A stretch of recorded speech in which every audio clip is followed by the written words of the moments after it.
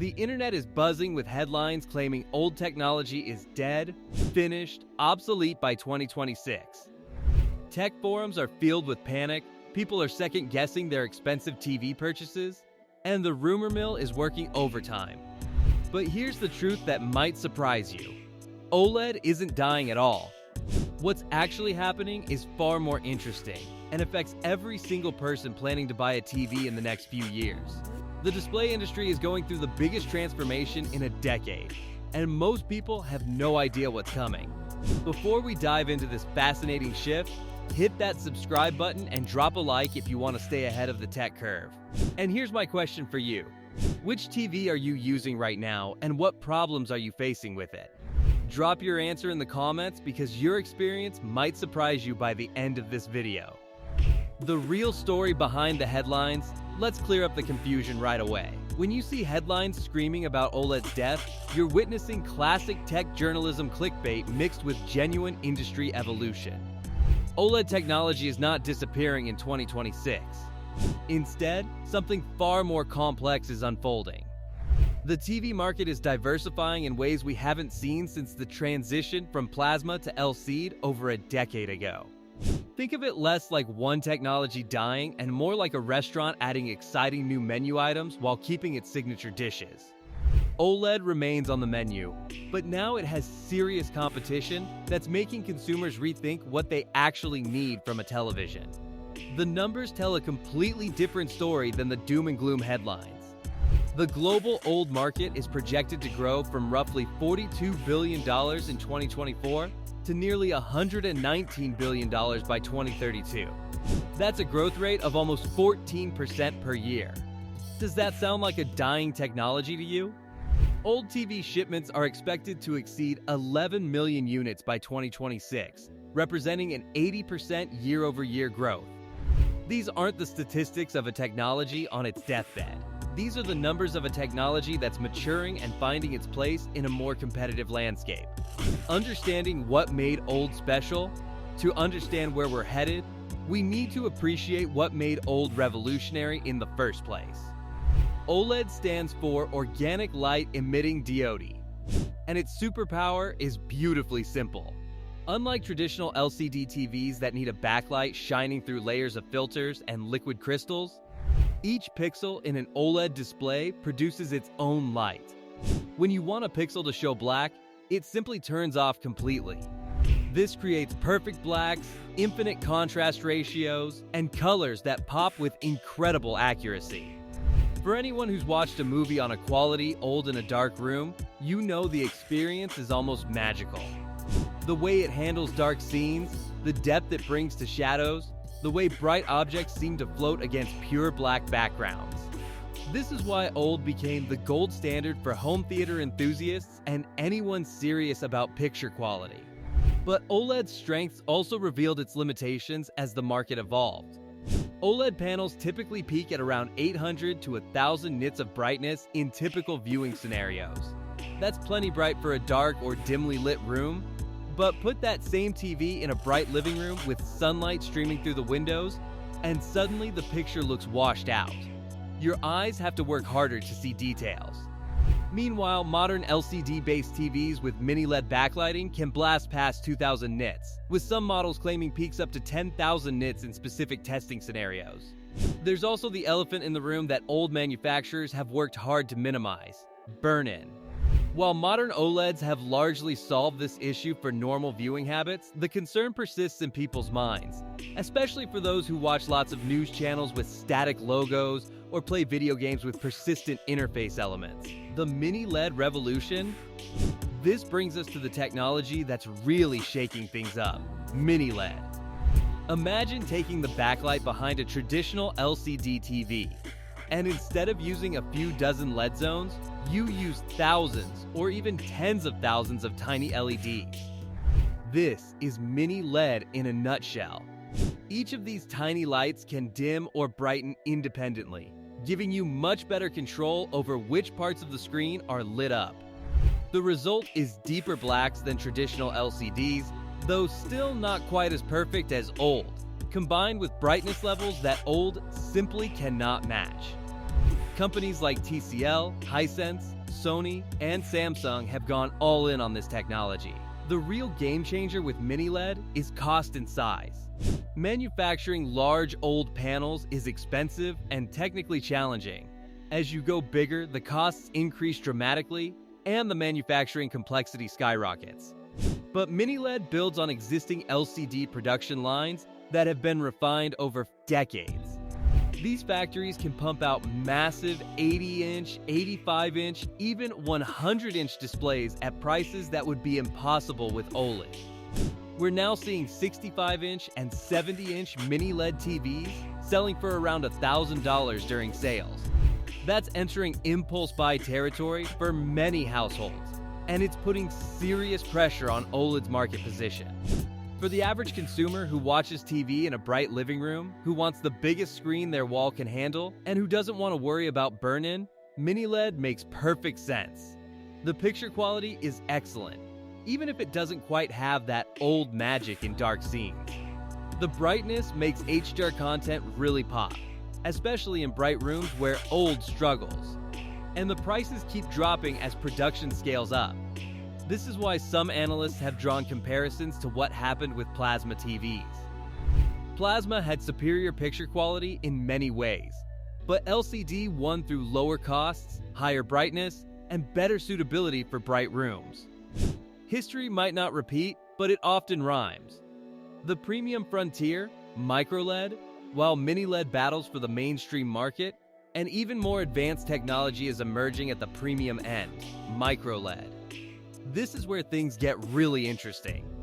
Micro-LED combines the best of both worlds. Like OLED, each pixel is self-emissive, meaning it produces its own light. This gives you those perfect blacks and infinite contrast that make OLED so compelling. But unlike OLED, micro-LED uses inorganic LEDs that don't degrade over time, eliminating burn-in concerns entirely. And because they're not limited by organic materials, micro-LED displays can get incredibly bright, matching or exceeding the best mini LED panels. At CES 2026, LG and other manufacturers are showcasing micro-LED and micro RGB TVs that represent the cutting edge of display technology. These displays promise to deliver OLED-level contrast with mini LED-level brightness and no burn-in risk whatsoever. Sounds perfect, right? There's just one catch: the price. Early micro-LED displays cost tens of thousands of dollars, with some models pushing into six-figure territory. The manufacturing process is incredibly complex and expensive. Each of those microscopic LEDs has to be precisely placed and connected, and the smaller the pixels get, the harder and more expensive this becomes. For now, micro-LED is a technology for the ultra-wealthy or commercial installations. But it represents the future that both OLED and mini LED are racing toward. OLED's counterattack. So with all this competition, what is OLED doing? Is it just sitting back and letting these new technologies take over? Absolutely not. The old industry is fighting back with both price cuts and technological innovation. LG Display, the world's largest manufacturer of old TV panels, has a major cost advantage coming in 2026. Their massive production facility in Guangzhou, China, will finish depreciating its equipment costs in late 2025. This is accounting magic that translates to real savings. When equipment is fully depreciated, the accounting costs disappear, allowing LG Display to lower panel prices significantly while maintaining profitability. This means old TVs in the 65-inch to 77-inch range are expected to see meaningful price drops in 2026, making them more competitive with mini LED alternatives. But the bigger story is tandem OLED technology, which is launching in both monitors and TVs in 2026. Here's how it works. Instead of one layer of OLED pixels doing all the work, tandem OLED uses two layers stacked on top of each other. This might sound simple, but the results are transformative. By distributing the workload across two layers, each individual pixel doesn't have to work as hard to produce the same brightness. This has multiple benefits. First, brightness increases significantly, with tandem OLED displays hitting 1500 nits sustained brightness, putting them much closer to mini LED territory. Second, Because each pixel works less hard, the organic materials degrade more slowly, extending the display's lifespan and further reducing already low burn-in risks. Third, power efficiency improves because you're getting more light output for the same energy input. Samsung is also pushing OLED innovation in different directions, particularly for portable devices. Their ultra-thin OLED technology, measuring just 0.6 millimeters thick, is targeting laptops and tablets. These displays use 30% less power than traditional OLEDs while weighing significantly less, and they support variable refresh rates from 1 Hz all the way up to 120 Hz. This variable refresh rate technology is crucial for battery life, letting the display slow down to 1 Hz when showing static content like reading or photos, then ramping up to 120 Hz for smooth scrolling and gaming. While this might seem disconnected from the TV market, innovations in small-screen OLED often trickle up to larger displays over time. The reliability question. One of the most persistent concerns about OLED has been longevity and burn-in. So let's address this head-on with actual data. Recent reliability tests have shown that modern OLED TVs actually outperform many LCD TVs in long-term durability. Under normal mixed-use viewing conditions, OLEDs show minimal degradation even after 10,000 hours of operation. That's more than 11 years of watching 4 hours per day. The burn-in risk, which was legitimate in early OLED generations, has been reduced to near zero for typical viewing patterns through a combination of better materials, pixel shifting technologies, automatic brightness limiters on static elements, and screen refresh routines. Here's the reality.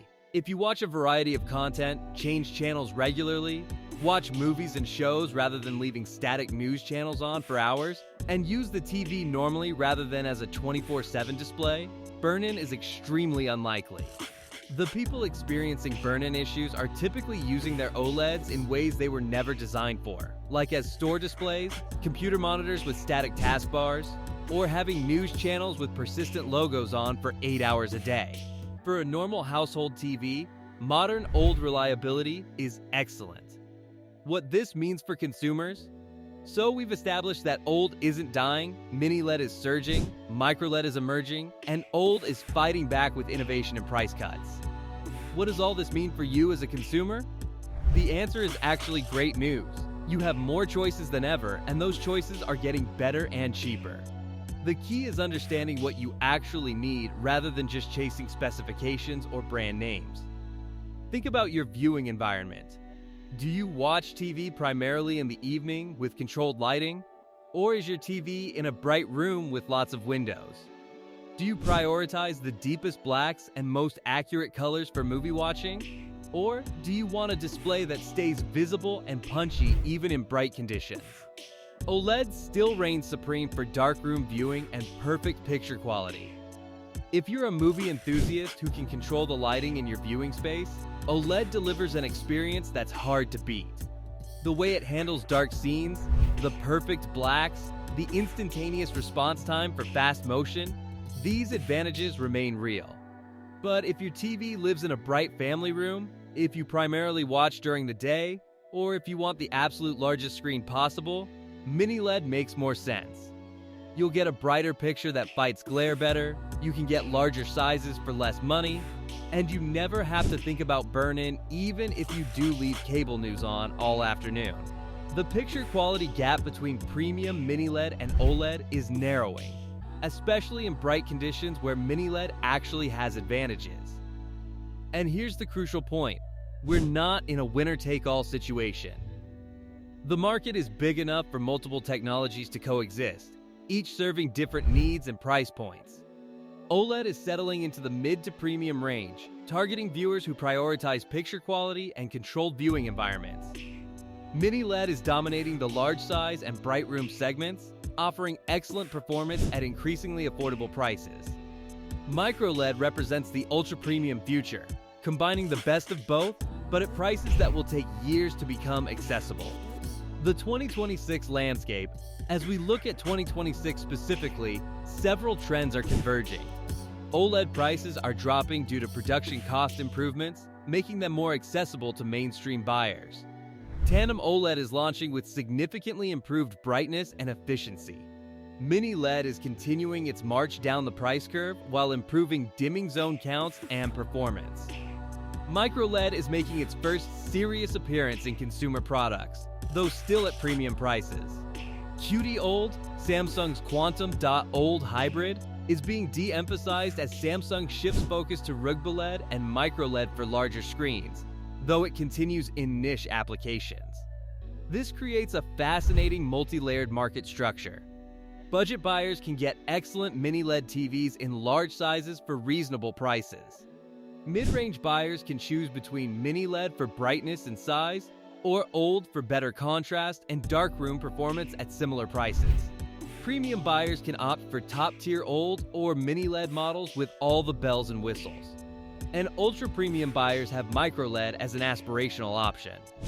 This diversification is healthy for the industry and great for consumers because it means competition driving innovation and price improvements across all segments. The conclusion.